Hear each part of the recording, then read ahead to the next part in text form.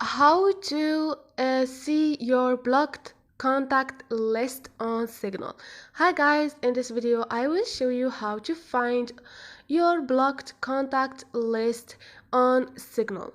It's so easy and quick, so let's jump in. First thing, go to your Signal application, click on it, click now on those 3 points up there and click on setting. Now scroll down and click on privacy, and now you have the first option, which is blocked. Click on it, and like you see, I have no blocked users.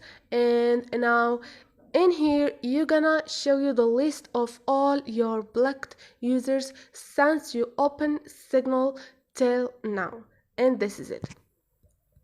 So this is it guys, hope this video was helpful to you, and if you liked the video don't forget to subscribe and like.